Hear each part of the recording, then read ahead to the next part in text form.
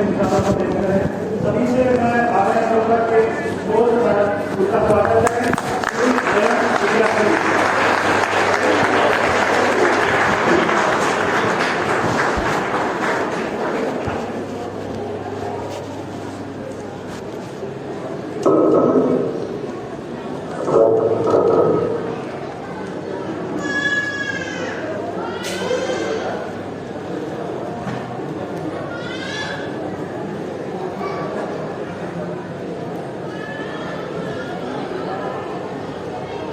नमस्कार दोस्तों, हमारी महिला साथियों, नौजवान मित्रों, प्यारे बच्चों, पीछे बैठे मैं सभी से आग्रह करूंगा कृपया शांति बनाए रखें और श्री जयंत जिज्ञासु जी के विचारों को गहराई से सुनने का प्रयत्न करें। आज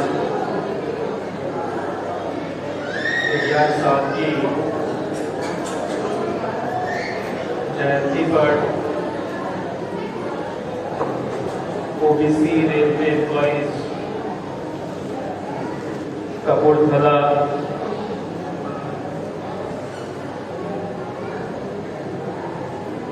इस सौजन्य से जो हम सबको एक जगह वैचारिक मंथन का अवसर मिला है, मैं बहुत साधुवाद देना चाहता हूं अपने बुजुर्गों को जिन्होंने इस तरह के एक बहुत ही जरूरी संगठन की बुनियाद रखने का समाज हित में निर्णय लिया। इसके अध्यक्ष उमाशंकर सिंह जी, महासचिव अशोक कुमार जी, कार्यकारी अध्यक्ष अरविंद प्रसाद जी, वामसेन के राष्ट्रीय अध्यक्ष अतरवीर जी, इसकी पंजाब इकाई के सदर Rampal ji, all India SC/ST railway association के Jeet Singh ji, Buddhist society of India के Suresh Chandra Gaur ji, doctor BR Ambedkar society के कृष्ण लाल जस्सल जी, धर्मपाल बेंथर जी, बाबा जीवन सिंह सोसाइटी के जसपाल जी, पाल साहब और यहाँ मौजूद एक शख्स।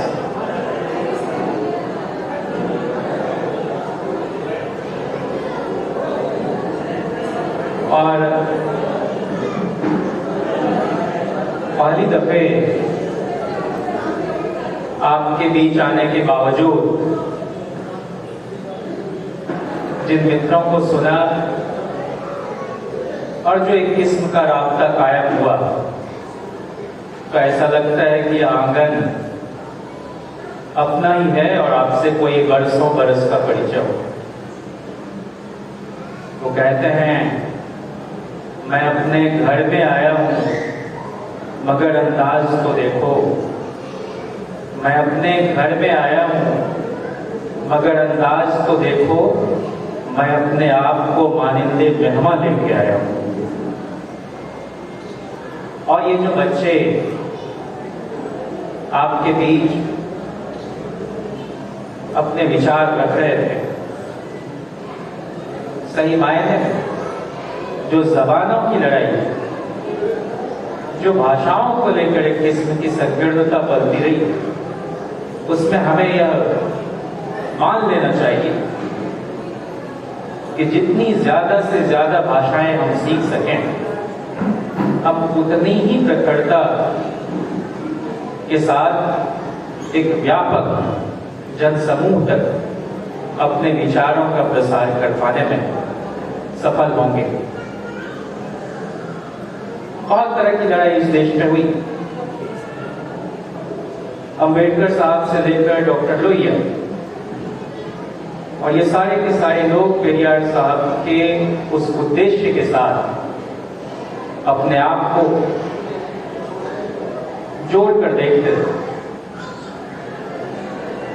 ये बात जरूर है कि अपनी इलाकाई जबान में बात रखने, उसको लेकर कोई हीन ग्रंथि का हम शिकार ना हो, इसकी पैरोकारी वो लोग करते रहे और अंग्रेजी के खिलाफ एक बड़े पैमाने पर प्रचार होता रहा।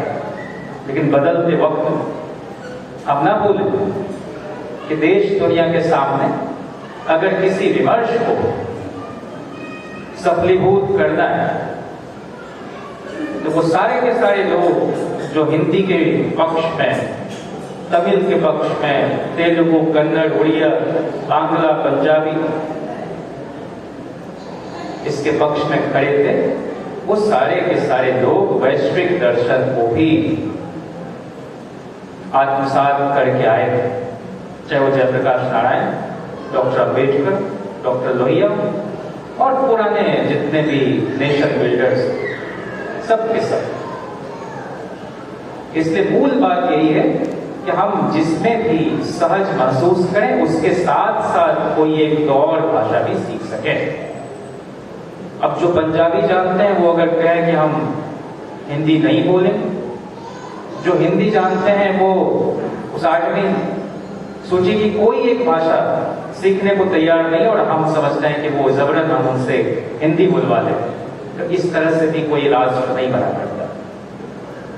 यूनेस्को ने 1970 में आधुनिक युग का मसीहा कहा पेरियार को।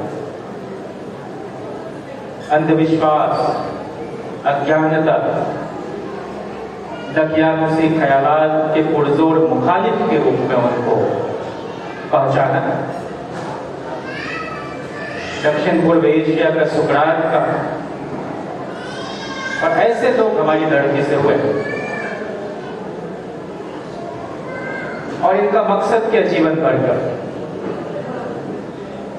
जिस एक बात के लिए पेरियार को पूरी दुनिया के अंदर जाना गया कि उन्होंने सेल्फ रिस्पेक्ट मूवमेंट चलाया, खुददारी का आंदोलन, आत्मसम्मान का आंदोलन, कोई आत्महीनता का शिकार न हो, आत्मगौरव से भर उठे यह कौम, या किसान कौम, या खेतीहर, कमेरा वर्ग, जो सर छोटू राम कहते, इसके लिए रोटी की लड़ाई से ज्यादा बड़ी लड़ाई इज्जत की लड़ाई रही। और ये गैर बराबरी से भरा हुआ समाज, खंड खंड समाज, पाखंड से भरा हुआ समाज, उसमें कोई 1-2 दिन में उतावलेपन के साथ में कोई परिवर्तन मुमकिन नहीं। और इसीलिए पूर्व के वक्ताओं ने जो रोशनी डाली है समग्रता में, उन सब ने पेरियार के शख्सियत के मुख्तलिफ पहलुओं को आपके सामने समेट कर रखने की कोशिश की। मैं उन बातों को दोहराना नहीं चाहता। सबने यह जोर दिया कि महिलाओं की मुक्ति, भारत की माएं गुलाम, इस देश की स्त्रियां परतंत्र, और जो बनाने वाले लोग इस व्यवस्था को वो इतने शातिराना ढंग से समाज का ताना बाना पेश कर रहे थे कि हजारों साल तक उस बेरी को आप काट नहीं पाए। योनि को जाति से बांध दिया गया और जैसे जाति नीचे जाती जाती, उतनी ही गुर्बत बढ़ती जाती, उतना ही तिरस्कार बढ़ता जाता। तो जैसे तथाकथित छोटी जातियों के मन में इस बात को डाल दिया गया और उनकी स्वीकृति के साथ, हेजिमनी बाय कंसेंट, आपकी स्वेच्छा से उनका वर्चस्व आप पर कायम है, वैसे ही स्त्रियों के मन में भी इस बात को बड़े गहरे धंसा दिया गया है कि वो पुरुषों से कमतर है। आपके परिवार के किसी भी छोटे बड़े फैसले में इस देश की 70% महिलाओं का कोई से नहीं, उनका कोई रोल नहीं। आप बच्चे की शादी करते हैं, उसमें भी पसंद जो है पिता की पहले, माँ की बात में। और हम सब लोग बड़े बड़े सेमिनारों में, इस तरह की गोष्ठियों में जाते हैं, वहां बदलाव की तमाम बातों का आश्वासन लेकर देकर अपने घर में आ जाते, और घर में वही पोंगापन जारी रहता है, घर में वही पूजा पाठ चलता है। संविधान ने जरूर हर धर्म के मतावलंबियों के लिए उनकी उपासना पद्धति की स्वतंत्रता को सुनिश्चित किया है, लेकिन कहीं तो कोई लॉजिक होगा, कहीं तो कोई रीजन होगा, कहीं तो तार्किक ढंग से लोग बातें करेंगे, कहीं तो उसी कॉन्स्टिट्यूशन में, आइन में साइंटिफिक टेम्परामेंट को बढ़ाने की बात भी है। तो हम लोग जब तक महिलाओं को उसमें शामिल विमर्श नहीं करेंगे, जब तक उनके मन में यह बात ना आ जाए ये बातें गैर जरूरी है, ये देश और समाज के विकास में बहुत बड़ा अवरोध पैदा करती हैं ये रिवायतें, तब तक शायद वही चक्र चलता रहेगा। और यह मैं अपने भोगे हुए यथार्थ के आधार पर आपसे साझा कर सकता हूं कि दुर्गा सप्तशती का 13वां अध्याय 2021 और अगले 10 वर्षों तक तकरीबन करता रहा। और उसके पीछे कारण कि हमें यह बताया गया कि पूजा की 3 विधियां, उत्तम, मध्यम और निम्न,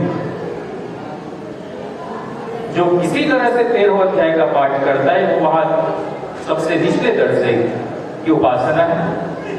जो किसी तरह से कीलक, कवच, अड़गला और एक एक अध्याय करके भी पूरा करता है नवरात्रि के दौरान, विजयादशमी के दौर में, वो मध्यम।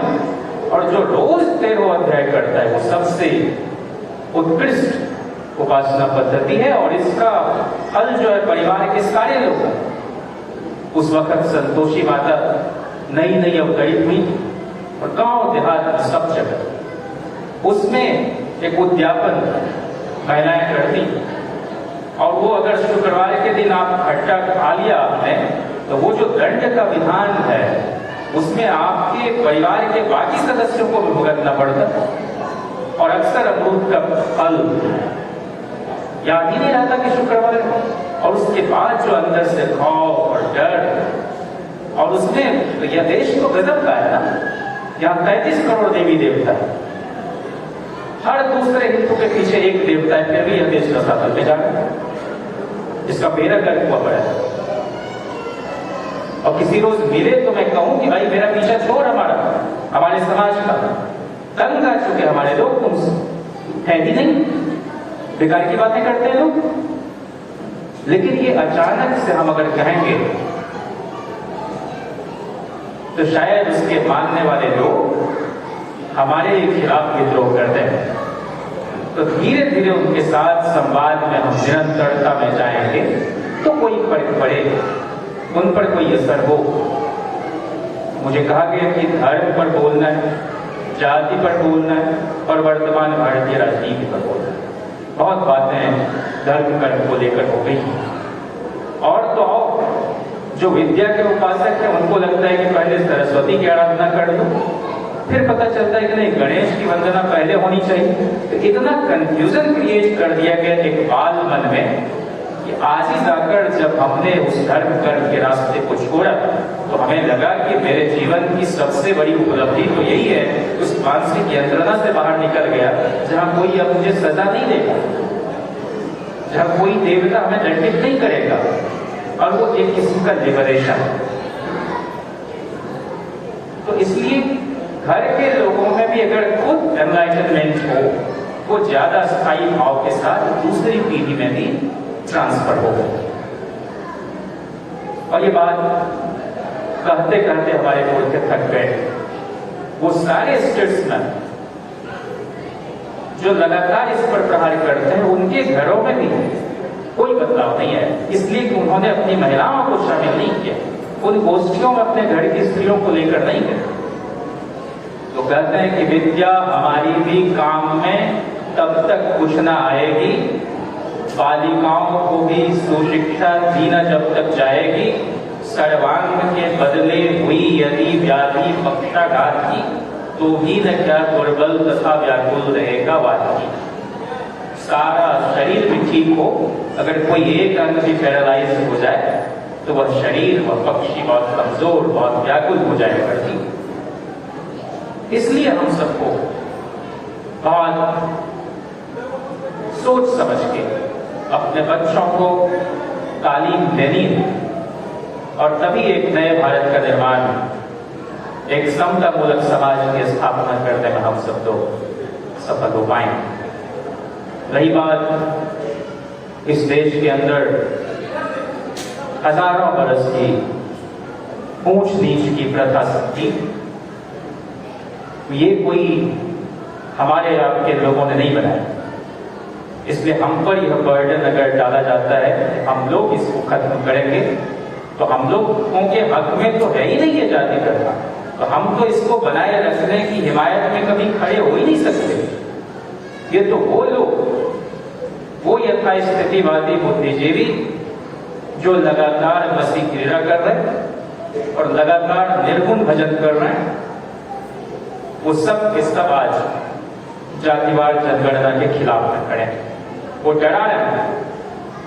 एक अभय कुमार दुबे हैं CSDS में, उनके लेख आप पढ़ते हो, सेकुलर आदमी हैं, और वो कहते हैं कि जो लोग इसके पक्ष में और जो लोग इसके विरोध में हैं, दोनों इसके हासिल को लेकर अभी वाकिफ नहीं है कि इसका असर क्या होगा। अरे भाई, क्या असर होगा नहीं होगा इसकी चिंता में आप दुबले क्यों होते जा रहे हैं। वही हाल एक साकेत उपाध्याय का, वही हाल मिश्रा जी का, वही हाल संजय कुमार का, और जो घोर दक्षिणपंथी है वही हाल वेद प्रताप वैदिक का। एक तो कहता है कि एटम बम जैसा ही आरक्षण, आरक्षण किसी के खिलाफ में नहीं है, बल्कि 80% आबादी जो वर्षों से लांछित और उपेक्षित रही है उनको मजबूत बनाने के लिए, उनकी भागीदारी और हिस्सेदारी सुनिश्चित करने के लिए। और इसलिए जब तक सिस्टम में आपके लोग नहीं आ जाएंगे, और सिस्टम का मतलब सिर्फ विधायक का नहीं, MP MLA नहीं, सिर्फ SP DM नहीं, सिर्फ पत्रकार नहीं, जहां आप हैं ही नहीं, बल्कि जजों के अपॉइंटमेंट में जब तक पारदर्शिता नहीं आएगी, कोई भी फैसला आपके हक में नहीं होगा। इसके चारों स्तंभों में आपके लोग दिखाई पड़े, ये बहुत जरूरी है। All India judicial service commission के तहत अगर अपर जुडिशरी में भी जजों का अपॉइंटमेंट होने लगेगा तो कोई फैसला अदालत में अटकेगा नहीं। 32 दांत के साथ 10% सवर्ण आरक्षण देश की सबसे बड़ी पंचायत में लागू हो गया, और जब OBC के लिए महज 27% आरक्षण की व्यवस्था विश्वनाथ प्रताप सिंह जी ने की नेशनल फ्रंट की सरकार में 7 अगस्त 1990 को, तो देश भर में जो तांडव इन लोगों ने मचाया, और 3 साल तक अदालतों का चक्कर वो काटता, 94 में जाके पहली बहाली। इसलिए उसके लोग हैं, मुस्तैद हैं, वो नहीं चाहते कि जातिवार जनगणना हो, और ठीक सामाजिक, शैक्षणिक, आर्थिक, सांस्कृतिक, राजनैतिक स्थिति जो है इस देश की बहुसंख्यक आबादी की वो सामने आ सके। इसलिए न तो 1951 में हुई, न 61 में, न 71 में, न 81 में, न 91 में, न 2001 में, और 2011 में तो उसको 4 टुकड़ों में बांट के कराया। 4,893 करोड़ के आसपास उसमें पैसे खर्च हुए, और उन आंकड़ों में इतनी त्रुटियां हैं कि उनको जारी नहीं किया गया। आज इस देश में कुत्ते की, बिल्ली की, गधे की, घोड़े की, भैंस की, गाय की, पेड़ की, पशु पक्षी की, मछली की, घर की, सबकी गणना हो, लेकिन इंसानों को आप नहीं गिन रहे। किस बात का डर है आप? इसलिए कि जैसे ही आंकड़े आएंगे कि कौन लोग भीख मांग के जीवन बसर कर रहे हैं, कौन लोग ठेला चला रहे हैं, कौन लोग रिक्शा खींच रहे हैं, खुद ब खुद यह सिस्टम नंगा हो जाएगा। और वैसे ही कहते हैं कि जिस रोज इस दुनिया की सभ्यता में श्रम का हिसाब होगा, महिलाओं के श्रम का, उस रोज पुरुष समाज की सबसे बड़ी चोरी पकड़ी जाएगी। हमने कैद करके रखा है और इस जाति व्यवस्था को बरकरार रखने के लिए महिलाओं को गुलाम बनाए रखा है। और जब उनके अधिकार की भी बात आती है तो हम ना भूलें कि जाति सिर्फ पुरुषों में नहीं होती, स्त्रियों में भी होती है। स्त्री कोई होमोजेनस कैटेगरी नहीं है। इसलिए जब महिला आरक्षण की बात आती है तो ये लोग कहते हैं कि ये सारे के सारे ओबीसी दलित लीडर जो हैं वो महिला आरक्षण के विरोधी हैं। हम कहते हैं, हमारे नेता कहते हैं, हमारी पार्टियां कहती हैं कि 33% नहीं 66% आरक्षण आप कर दीजिए, लेकिन उन महिलाओं में सिर्फ ऊंची जाति की महिलाएं ना शामिल हों। वहां पत्थर तोड़ने वाली भगवती देवी की आवाज भी गूंजे और वहां पितृसत्ता को चुनौती देने वाली फूलन देवी का स्वर भी फूटे। हम ये चाहते हैं। आप हमको चमड़ा कह के जलील करते हो, गोड़वा कह के, कोड़िया कह के, कुमड़ा कह के, तो हमारी माओ बहनों को भी आप कुमनिया, चमेलिया, दुधिनिया, गुड़निया, ये सारे के सारे अपमानजनक संबोधन जाति से जोड़। इस देश में तो जाति को पेशों से, पेशों को जाति से जोड़ दिया गया है। पानी देखिए तो मल्लाह दिखता है, लकड़ी देखिए तो आपको बढ़ई दिखता है, मिट्टी देखिए तो आपको कुम्हार दिखता है, गाय देखिए तो आपको ग्वाला दिखता है, मछली देखिए तो मछुआरा दिखता है। इस तरह का समाज हमने बना के रखा है। कोई एक आविष्कार हमसे नहीं होता, लेकिन हम जब इसरो में भी कोई प्रयोग करते हैं तो नारियल फोड़ के करते हैं। ये तो हमारी चेतना का स्तर है। सारे युद्ध हमारे इन लोगों ने हारे हैं। तो कह दिया कि राजपूत बड़ा ही बहादुर कौम है और जो मेहनत कश कौम है उसको लड़ने से ही रोक के आपने रखा है। बरसों बरस से इस देश की 1/4 आबादी को हमने छूने तक का काम नहीं किया और आप चाहते हैं कि देश आगे बढ़ जाए। तो इसलिए एक बहुत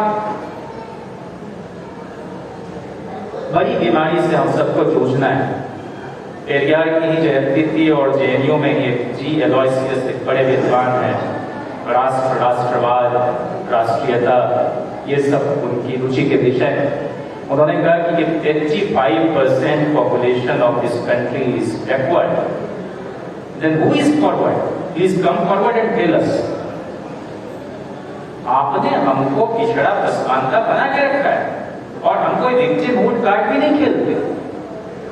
हम तो कह रहे हैं कि हमारे लोगों को उसका वाजिब हक जो संवैधानिक दायरे में दिया जाना है बहुत खुशी और फख्र की बात है कि द्रविडियन मूवमेंट की जो पार्टियां हैं जिसका जिक्र कर रहे हैं, जस्टिस पार्टी के बाद जो बनाया पेरियार में और उसके बाद डीएमके, AITMK, उसमें तमिलनाडु के जो वजीर आला हैं स्टालिन, उन्होंने इस दिन को सोशल जस्टिस डे, सामाजिक न्याय दिवस घोषित किया। और एक और बड़ी घोषणा उन्होंने की कि रिजर्वेशन की मॉनिटरिंग के लिए एक कमेटी बनाएंगे। इसलिए छेड़छाड़ हो जाता है आरक्षण के साथ कि रिजर्वेशन के प्रोविजन के वायलेशन को क्रिमिनल ऑफेंस नहीं बनाया गया। इसलिए संवैधानिक संरक्षण के बावजूद लोग हिमाकत करते हैं। सब कुछ बना हुआ है, लेकिन ये मनु इतना बड़ा मास्टरमाइंड आदमी कि उस जमाने में इस तरह का समाज बनाया उससे आप निकल ही नहीं सकते। ऊपर उठने का कोई गुंजाइश नहीं। आप मजहब बदल लो, फिर भी आपकी जाति आपका पीछा नहीं छोड़ेगी। अमेरिका की एक बड़ी कवित्री हुई विलकॉक्स, उनकी एक कविता है इंडियाज ड्रीमलैंड, भारत की स्वप्निल जमीन पर। वो कहती हैं कि in India's land one lessons aghast to the people who scream and bow, for each caste yells at a lower caste and the Britisher yells at them all। ये भारत में लोग उन्हीं की सुनते हैं जो चीखते और चिल्लाते हैं, क्योंकि हर जाति अपने से दुर्बलतर जाति पर धौंस जमाती है और उन सब पर एक साथ धौंस जमाते हैं ये अंग्रेज लोग। तो उनकी गुलामी इनको स्वीकार है, लेकिन अपने लोगों को दबा के रखेंगे। रिजर्वेशन साहू जी महाराज के जमाने से, और जिस वक्त अंग्रेजों की हुकूमत थी, एकाध सत्येंद्रनाथ टैगोर और सुभाष चंद्र बोस को आप छोड़ दीजिए, तो इनकी बौद्धिक और अकादमिक हैसियत और औकात नहीं थी एक सब इंस्पेक्टर एक दारोगा बनने तक। और उनके सामने गुहार लगाते थे कि हमको रिलैक्सेशन चाहिए और लेते। आज भी विदेश की यूनिवर्सिटीज में डाइवर्सिटी मेंशन करने के लिए वहां पर सारे अफर्मेटिव एक्शन का फायदा लेते हैं, लेकिन यहाँ आगे झड़ बोलते हैं। आरक्षण तो सिर्फ एडमिशन तक महदूद है, उसके बाद तो अपनी योग्यता अपनी मेहनत से ही आपको ख्याति और उपाधि मिलती है। लेकिन हर वक्त पुल कोई गिरेगा तो कहेगा कि ओबीसी SC ST का आदमी था, पेट में कोई सीजर छूट जाएगा कहेगा वही कोई था डॉक्टर। तो आपका मजाक उड़ाया जाता रहा है और आज भी वो लोग अपने आप को बदलने को तैयार नहीं। इसलिए इस देश की जो तासीर है उसमें जो श्रमण संस्कृति है, मार्टिन लूथर किंग कहते थे कि कोई भी जाति तब तक तरक्की नहीं कर सकती जब तक कि वह इस बात का एहसास न कर ले कि खेतों में हल चलाना और कविता लिखना दोनों में एक जैसा ही गौरव है। शारीरिक श्रम को जानबूझकर हे दृष्टि से देखा गया। किस बात का एक्सपर्टीज? जो हमारे पुरखे अन्न उगा लेंगे, पशुपालन कर लेंगे, वो आपसे नहीं होगा। आप गाय और भैंस को धो के नहीं दिखा सकते, लकार मार देंगे। तो वो योग्यता नहीं है क्या? इस देश की ग्राम्य अर्थव्यवस्था रूरल इकोनॉमी जमाने से कृषि और पशुपालन पर आधारित रही है। उसने इस देश को टिका के रखा है। लेकिन जो लोग अनाज उपजाता है उसके बच्चे को साल भर तीनों वक्त खाना मिले, ये नहीं हो पाता। कपड़े बनाने वाले के बच्चों के तन पर कोई ढंग का कपड़ा नहीं दिखता। तो लगातार शोषण, और शोषण की बुनियाद है हायरार्की, उसको मेंशन करके रखना, एक के ऊपर दूसरा, दूसरे के ऊपर तीसरा। और लोगों को यह एहसास करा दिया गया कि अच्छा दलित से तू थोड़ा ऊपर हुआ, और फिर उसमें भी किसी को क्षत्रिय। तो इससे उबरने का क्या उपाय हो? सिर्फ रिस्पेक्ट आएगा कैसे जो प्रिया करते हैं? और तौर पर हमें दिखाई पड़ता है कि सिर्फ और सिर्फ तालीम से, इल्म से। ये पंजाब है, क्या कहते हैं कि विद्या विचारी का परोपकारी और सा विद्या या विमुक्त जो लिबरेट करे। और अरबिक में कहते हैं कि उतलुबुल इल्म वलो काना बिस्तीन, इल्म तालीम हासिल करने के लिए अगर चीन भी जाना पड़े, मतलब अरब के मुल्कों से बहुत दूर, तो जाना चाहिए। पर्शियन में कहते हैं कि बया दामने इल्मगीर उस्तवार की इल्मत रसानत बदारुल करार, इल्म के दामन को मजबूती से थामो। यही इल्म तालीम है जो तुम्हें लिबरेट करेगा, तुम्हें मुक्ति दिलाएगा। और इसी की जद्दोजहद जिंदगी बाबा साहब करते रहे, अपने लोगों के राउंड टेबल कॉन्फ्रेंस में लड़ते भिड़ते अड़ते रहे। पेरियार का भी वही रास्ता, और लिहाज से कोई लड़ाई नहीं लड़ी गई है। हमारे यहाँ बिहार लेनिन जगदेव प्रसाद हुआ करते, वो कहते थे कि समन्वय से हमेशा शोषकों को फायदा हुआ है और संघर्ष से शोषितों को। अब इस बात की परवाह करने लगे हैं कि कोई अप्रिय सच है और उससे लोग असहज हो जाएंगे, फिर तो हो चुकी सारी लड़ाई। सब ठीक ही है, सूर्य के नीचे, आकाश के नीचे, ऐसा तो है। आज आपके रेलवे में जो services, all India services, allied services, जो रेलवे ट्रैफिक सर्विस था, रेलवे रेवेन्यू सर्विस था, इंडियन रेलवे पर्सनल सर्विस था, सबको मर्ज करके इंडियन रेलवे मैनेजमेंट सर्विस बनाने की कवायद। रेलवे का गौरवशाली बजट हुआ करता था। शास्त्री जी से लेकर मधु दंडवते साहब, जॉर्ज साहब, लालू प्रसाद जी, नीतीश जी, रामविलास जी, सारे के सारे लोग उस महकमे को अपने अपने हिसाब से संभाला और कुछ हद तक आगे बढ़ाए। देवेगौड़ा जी की सरकार में कई जोनल ऑफिसेस खोले, उस रेलवे बजट को अपने यूनियन बजट में मर्ज कर दिया, उसका अस्तित्व ही समाप्त कर दिया, क्योंकि आपको लगातार प्राइवेटाइज करना था। बहुत लड़के हमारे मुल्कों ने मंडल कमीशन को लागू करवाया, लालू प्रसाद जी ने राम जेठमलानी को वकील कराया, तैयार लोग नहीं हो रहे थे लड़ने। शरद यादव जी से लेकर रामविलास जी तक सदन में लगातार बहस करते रहे। मंडल रथ निकाला शरद यादव ने, मुड़ो जो बीपी मंडल की धरती है मधेपुरा, उसका कहीं नामो निशान नहीं। लेकिन एक कमल आदमी आडवाणी सोमनाथ से लेकर चलता है, हर जगह बारात की सुर्खियां बन जाती। तो इसलिए आज यूपीएससी से हमारे आपके घरों के नौजवान नवयुवतियां फेयर रिक्रूटमेंट के चलते आ जाते थे सिस्टम में।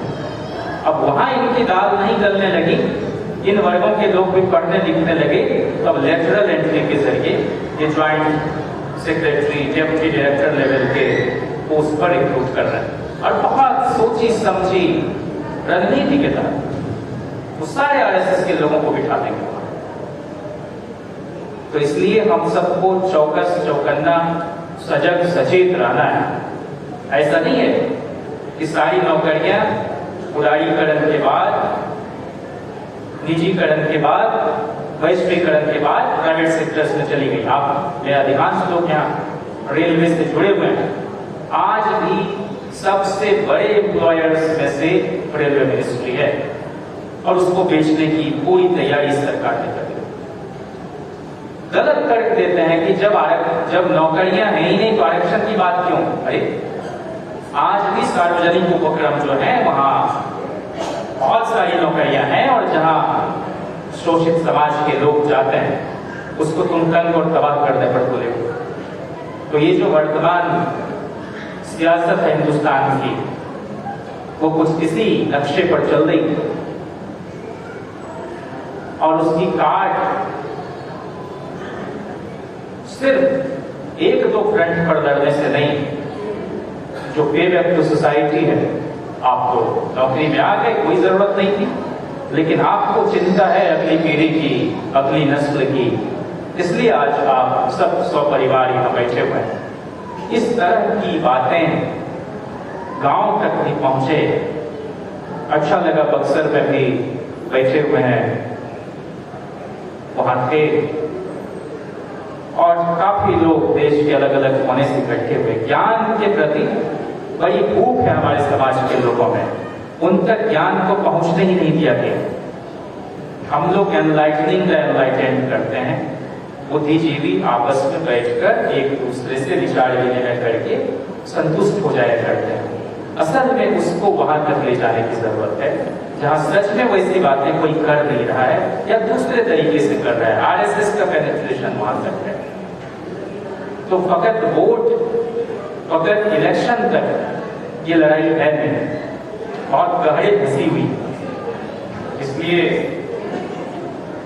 तो इसी पंजाब के बड़े गीतकार हुए साहिर लुधियानवी, नया रास्ता एक फिल्म उस वक्त आई थी, और वो मुझे बहुत प्रभावित करता है। उसका एक गीत, रंग और भेद, जात और मजहब, रंग और भेद, जात और मजहब, जो भी है आदमी से कमतर है।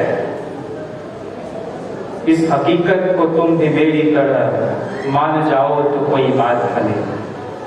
सर झुकाने से कुछ नहीं होता, सर उठाओ तो कोई बात बने। नफरतों के जहान में हमको प्यार की बस्तियां बसानी है। नफरतों के जहान में हमको प्यार की बस्तियां बसानी है। दूर रहना कोई कमाल नहीं, पास आओ तो कोई बात बने।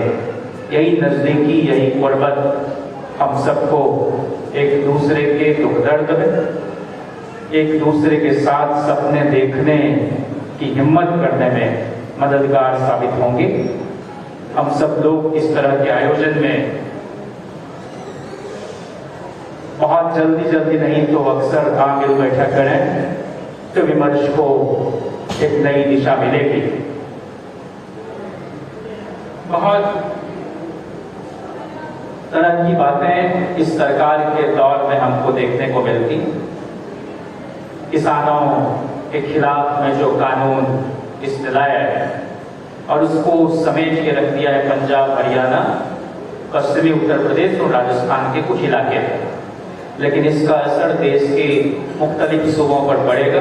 हमारे यहाँ तो पहले से जो एग्रीकल्चरल प्रोड्यूस मार्केटिंग कमेटी थी वो मंडी समाप्त कर दी थी नीतीश जी आने के साथ, तो वहाँ के लोग समझ नहीं पा रहे या उनको इतना भुगतवा दिया गया है कि उनको लगता है कि हमको इससे क्या है, लेकिन फिर भी ब्लॉक से लेकर डिस्ट्रिक्ट तक उसके खिलाफ और बिहार बंद भी हुआ। तो ये पहले बाकी हिस्सों में आपको तंग तबाह करने के बाद अब किसानों के जेब में हाथ डाल देंगे और इतना खतरनाक है जैसे नीलहा कानून था। जबरदस्ती आपसे नील की खेती कराई जाएगी। जरूरत यहाँ गेहूं की है, उगवाया गुलाब जाएगा और कोई आकर मोनोपोलाइज करेगा, आपकी जमीन पर आपका हक नहीं रहेगा। और सिर्फ ये न्यूनतम समर्थन मूल्य की बात तो है नहीं, जो आवश्यक वस्तु है, खाद्यान्न है, उसको एसेंशियल कमोडिटीज से हटा के और काला बाजारी, मुनाफाखोरी, जमाखोरी, ये सब धंधा शुरू हो जाएगा। एक जमाना था कि बीजों की बहुतायत इस देश में हुआ करती थी, लोग देसी बीज को सहेज के रखते थे। आपको ग्लोबल मार्केट पर नहीं निर्भर रहना पड़ता, बहुत विविधता। जंगल प्रस्ताव आया तो गांव गांव में विरोध होता था, हम लोग बच्चे थे, लेकिन आज चेतना के स्तर पर लगभग कुंद पड़ रहा है सब कुछ, और हम सब की सहमति से हम सबको इस तरह से जड़वत बना दिया गया है। तो इसके बारे में भी हम जहां तक संभव हो सके संवाद कायम करें, जहां जा सकते हैं वहां जाएं, तो निश्चित रूप से इस भारत को हम वापस इस सरकार से ले पाने में सफल होंगे। यह भारत भी बहुत घुटन महसूस कर रहा है 7-8 वर्षों से, और यह भी हम जाने ये मजबूत सरकारें कभी भी हमारे हक में नहीं रही। ये सो कॉल्ड स्ट्रॉन्ग गवर्नमेंट, ये मैस्कुलिनिटी को चेरिश करने वाली शख्सियत, जब भी कुछ मिला है इस कौम को तो वो मिली जुली कमजोर सरकारों के कार्यकाल में। और आपको हैरत होगी कि जनता ने भरपूर मौके दिए इस धड़े को। कांग्रेस ने इस देश को 6 प्रधानमंत्री दिए, नेहरू, शास्त्री, इंदिरा, राजीव, नरसिम्हा राव, मनमोहन सिंह। और समाजवादी धड़े ने भी इस देश को 6 प्रधानमंत्री दिए। भले वो पहले कांग्रेस में रहे हो, लेकिन जब वो प्रधानमंत्री बने तो समाजवादी सियासत के जरिए मोरारजी देसाई, किसानों के रहनुमा चौधरी चरण सिंह, विश्वनाथ प्रताप सिंह, श्री चंद्रशेखर, एच.डी. देवेगौड़ा, I.K. गुजराल, उनकी सरकार 56 साल, हमारी सरकार का मुश्किल 6-6.5 साल, और हर बार हमको प्रधानमंत्री एक से काम नहीं चला, 2-2 बनाए, फिर भी 5 साल नहीं पूरा कर पाए। और ये दक्षिणपंथी लोगों ने सिर्फ 2 प्रधानमंत्री दिए, और आप देख 13 साल से हुकूमत में, और ये टर्म पूरा करेंगे 16-17 साल। तो शासन सत्ता का जो गुण होता है और उसके लिए जो आवश्यक न्यूनतम एकता की आवश्यकता नेतृत्व के स्तर पर होती है, उसका घनघोर अभाव हमारे पुरखों में रहा। बहुत अगली ईगो, छोटी छोटी बातों पर उलझ जाना, बैठकर चीजों को नहीं सुलझाना, और यही हमारे समाज में भी देखा गया है, क्योंकि हमको इतने टुकड़ों में बांटा गया है। जब तक हम जाति में आग लगाकर जमात जोड़ने का काम नहीं करेंगे, हमारा भला नहीं होने वाला है। 3743 जातियों को इकट्ठा मंडल कमीशन में समेट के एक जगह लाने का प्रयास बीबी मंडल ने किया, लेकिन वहां भी ये नैरेटिव दिया गया कि ओबीसी जो है ईबीसी की शोषक है और कंप्लीट ओबीसी जो है एससी एसटी का शोषण करती, और जमीन पर कुछ और बात है, लेकिन उसको गहराया इसी तरह के प्रोपेगेंडा से जाता है। तो जब तक एक वर्गीय चेतना का उद्धार और विकास नहीं होगा, तो हम कोई दूरगामी ढंग से लड़ पाने में कमजोर ही रहेंगे। तो इसलिए जरूरी है कि अकलियत, पसमानदा, पिछड़ा, दलित, आदिवासी ये इकट्ठे रहें। जिस दिन इस देश का कमेरा वर्ग का आदमी भारत का बजट बनाने लगेगा, उस दिन हमारी तकदीर समझ जाएगी तदबीर के जरिए। अभी तो हमारे नेता बजट पर प्रतिक्रिया देते हैं, वो बजट बना कहाँ है? और ये राज्यों की सरकारें जो चंडीगढ़ में बैठती, लखनऊ में, पटना में, सब तो कटवाई है। शोषण तो कोई महाजन बैठ के कर रहा है, इसलिए उस पर नजर हमारी पड़े। चौधरी चरण सिंह जी कहते थे कि किसान की एक आंख खेत की मेर पर और दूसरी आंख दिल्ली के लाल किले पर होनी चाहिए, तभी उसका कुछ भला होगा, तभी यह देश भी मजबूत होगा, एक राष्ट्र के रूप में भी तभी सशक्त होगा। आज तो राष्ट्र और राष्ट्रवाद, राष्ट्रीयता का ऐसा ऊंचा प्रदर्शन हो रहा है कि भारत माता की जय बोल देने के बाद आपको किसी भी तरह की गुंडई, उचक्कई, अपराध की जैसे छूट हासिल हो जाती है। हर जगह तिरंगा निकाल के कभी उस गाड़ी से इधर, कभी कार के इधर, शीशे को उधर, और उसके बाद जो मन है सो करता। इस देश को बनाया है हमारे पुरखों ने। आदिवासी इस देश के पहली पंक्ति के लड़ाकर, संविधान सभा की बहस को कोई उलट के पढ़े, जयपाल सिंह मुंडा ऑक्सफोर्ड यूनिवर्सिटी के पढ़े हुए, हॉकी के खिलाड़ी, ओलंपिक में गोल्ड मेडल दिलाने वाले, उतनी ही धारदार बहस करने वाले, सड़क पर भी लड़ने वाले, संसद में लेजिस्लेशन करने वाले। लेकिन दिक्कत यह है कि हमने अपने नायकों को भी शोषकों के चश्मे से देखना और तय करना शुरू किया। इसलिए हमारे लोग थोड़ी सी कोई गलती करते हैं तो हम खुद ही उन पर इतना चढ़ जाते हैं कि बेदम हो जाता है। सवाल है कि वो कोई त्याग करेंगे तो उसका क्या डिविडेंड होगा, और हमारे नेता जब कोई त्याग करते हैं तो उसका क्या खामियाजा उनको भुगतना पड़ता है। शासन सत्ता में एक बात आप याद रख लें कि जब तक आप नहीं होंगे, तब तक बहुत ज्यादा परिवर्तन इस देश में खास करके बहुत मुश्किल है। बहुत जड़ समाज है, बहुत इनर्शिया है। ये कोई मार्क्स की धरती नहीं है कि जहां सिर्फ वर्ग संघर्ष होगा। यहां तो जब तक जाति के सवाल को एड्रेस नहीं किया जाएगा, तब तक मुश्किल है। तो इसलिए मैं आपसे कहूं कि हम सब लोग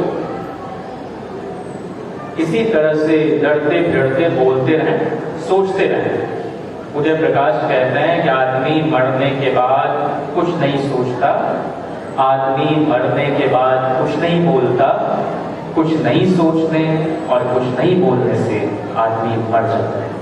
तो हम एक जिंदा कौम है, हमें जिंदा जिंदा सोच है। और मुझे बहुत अच्छा लगा जब इन बच्चों की बाल सुलभ चंचलता, इनकी बोली, इनका नटखटपन, इसी हॉल के अंदर वो एक शेर है विदा का कि बच्चों के छोटे हाथों को चांद सितारे छूने दो, बच्चों के छोटे हाथों को चांद सितारे छूने दो, 4 किताबें पढ़कर ये भी हम जैसे हो जाएंगे। तो जीवन में कोई उत्साह, कोई स्नेह, कोई रौनक, वो सब इन्हीं के दम से है। तो इसलिए मैं अपनी बात को बहुत आगे अब नहीं ले जाना चाहता, सिर्फ अंत में एक बात कहना चाहता हूँ कि 21 की जो जनगणना है उसको लेकर हम लोग थोड़ा और प्रयास करें। देश में अलग अलग संगठन, जनहित अभियान और बहुत सारे लोग, हमारी पार्टी जिससे मैं ताल्लुक़ रखता हूँ राष्ट्रीय जनता दल, उसने भी और बहुत सारे लोगों ने, और यहाँ तो साउथ की पार्टियाँ तो हैं ही उसके समर्थन में, कि अगर जाति का कॉलम नहीं जोड़ा गया तो फिर उस जनगणना का हमारे हित में कोई मतलब नहीं है। जब तक एक हकीकी डेटा नहीं आ जाए, और दुनिया का कोई मुल्क ऐसा नहीं है, लोकतांत्रिक जमहूरी मुल्क, जो अपनी सोसाइटी के डिफरेंट स्टेटा के लोगों के बारे में जानने से इनकार कर दे। तो ये बेईमान लोग हैं, इन पर आंख मूंद कर भरोसा नहीं किया जा सकता। 19 के चुनाव के पहले तत्कालीन गृह मंत्री राजनाथ सिंह जी ने कहा कि हम ओबीसी की गणना कराएं। अरे भाई, ओबीसी क्यों? हम चाहते हैं कि सबकी गिनती हो, कौन कितनी तादाद में किन किन महकमों में है ये पता चले, ताकि लोक कल्याणकारी राज्य होने के नाते यह वेलफेयर स्टेट अपनी भूमिका को निभाने से इनकार न कर सके। बहरहाल यह देश सबका है और उनके लिए समुचित यथोचित नीतियों का निर्माण हो सके, उन कार्यक्रमों को बनाया जा सके, उनके उत्थान के लिए जो भी संभव हो सके, ये जरूरी। लेकिन 2011 में भी यूपीए की सरकार थी, मनमोहन सिंह जी ने कमिट कर दिया फ्लोर ऑफ द हाउस पर कि ये होगा कास्ट सेंसस, लेकिन तब भी वहां उस दल के अंदर के जो कुछ दक्षिणपंथी राइट विंग के लोग थे, उन्होंने उस संभावना को बलिदा लगा दिया। और प्रणब मुखर्जी आज नहीं है, लेकिन उन्हीं की अध्यक्षता में अलग अलग मंत्रियों का एक समूह गठित हुआ था, और उसने 4 टुकड़ों में, कुछ स्टेट गवर्नमेंट, कुछ जो आपका हाउसिंग और अर्बन डेवलपमेंट मिनिस्ट्री है, कुछ रूरल डेवलपमेंट मिनिस्ट्री है, और कुछ चंद एनजीओ, इन सब ने मिलकर उसका बंटाधार कर दिया, और टोटलिटी में कास्ट सेंसस नहीं हो सका। तो हम चाहते हैं 1948 के जनगणना कानून के मुताबिक भारत के जनगणना आयोग द्वारा पूरी संपूर्णता में जातिवार जनगणना हो, और तभी लंबे समय से जो कुछ दबी पड़ी चीजें हैं वो सामने आ सकेंगी। आखिर क्या वजह है कि 1931 में जो अंग्रेजों ने कराया वो ये लोग नहीं कराए? आजादी के बाद से आज तक देवेगौड़ा जी जो पहले ओबीसी समाज से आने वाले प्राइम मिनिस्टर थे, उनकी सरकार ने जरूर यह फैसला किया था, लेकिन वाजपेयी की सरकार 13 महीने की आई और उसको क्रिकेट खेल में फेंक दिया। तो इन सब पहलुओं पर भी हम लोग थोड़ी सजगता से काम करें और लगातार दबाव बनाते रहें, अलग अलग संगठनों के साथ कोऑर्डिनेशन में रहकर। यही पेरियार साहब के प्रति हमारी सच्ची भावांजलि होगी, और हम भारत को और सर्वसमावेशी बना पाने में सफल होंगे। आप सबने मुझे इतने सब्र से, इतनी तन्मयता के साथ, मोहब्बत से सुना, आपका बहुत शुक्रिया। इनकलाब जिंदाबाद, सामाजिक न्याय जिंदाबाद, सर छोटू राम की धरती जिंदाबाद, इस देश का आईन जिंदाबाद, लैंगिक न्याय जिंदाबाद, फातिमा फूले जिंदाबाद, अम्बेडकर लोहिया जिंदाबाद, बीपी मंडल जिंदाबाद, हमारे पोल्टे जिंदाबाद। बहुत शुक्रिया। बहुत बहुत धन्यवाद श्री जयंत जिज्ञासु जी।